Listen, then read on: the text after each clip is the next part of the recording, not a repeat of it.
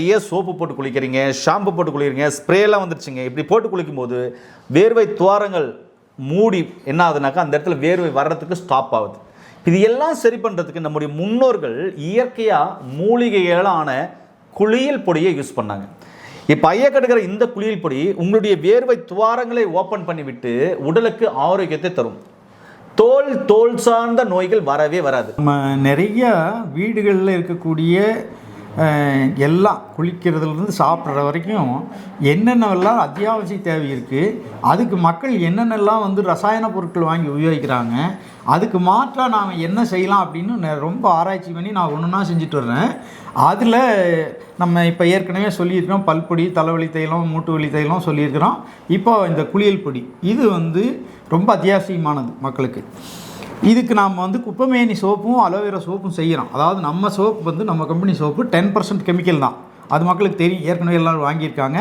ஒரு தடவை வாங்கினவங்க யாரும் அதையும் விடுறதில்லை. ஏன்னா அதில் உப்பு போடுறோம். நம்ம அந்த குப்பைமேனி சோப்பில் உப்பும் சேருது. உப்பும் ஒரு கழிவு நீக்கி மட்டுமல்ல, ஒரு ஆறாவை க்ளீன் பண்ணக்கூடியது தான். அந்த மாதிரி நம்ம சோப்பும் நல்லாயிருக்கும். ஆனால் இந்த குளியல் பொடியினுடைய வேலை என்ன அப்படின்னா, இன்றைக்கி நாம் இதை போட்டு குளிக்கும் பொழுது இதை என்னென்னா ஒரு குளிக்க 10 நிமிஷம் முன்னாடியே கப்பில் போட்டு நீர் விட்டு குழச்சி வச்சிடணும். உடம்பெல்லாம் தடவிட்டு 5 நிமிஷம் நின்றுக்கணும் அதனுடைய செயல்பாடுகளுக்காக. அது நல்லா செயல்பட்ட உடனே தண்ணி தொளித்து நல்லா தேய்ச்சி குளிச்சிட்டோம்னா இந்த கை முடியெல்லாம் அப்படியே பொசுன்னு எந்திரிச்சு நிற்கும். அந்த அளவுக்கு இருக்கும். அடுத்த நாள் வரைக்கும் வேர்வை வாசம் வராது. அந்த வேர்வையை ஓப்பன் பண்ணி வெளியே விட்டாலும் அதனுடைய ஸ்மெல் வராது. இந்த ஸ்மெல் தான் வரும். இது பெரிய நம்ம முன்னோர்கள்லாம் எழுதி வச்ச குறிப்புகளிலிருந்து எடுத்து செஞ்சது.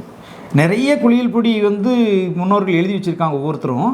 அதில் நான் செலக்ட் பண்ணது ரொம்ப நல்லா அமைஞ்சிருச்சு. இதை முதல் நாள் நீங்கள் எதையாவது உங்களுக்கு விரும்பின சோப்பை போட்டு குளிச்சுட்டு வெளியே வாங்க, வெயிட்டாக இருக்கும் உடம்பு, அப்போ தெரியாது.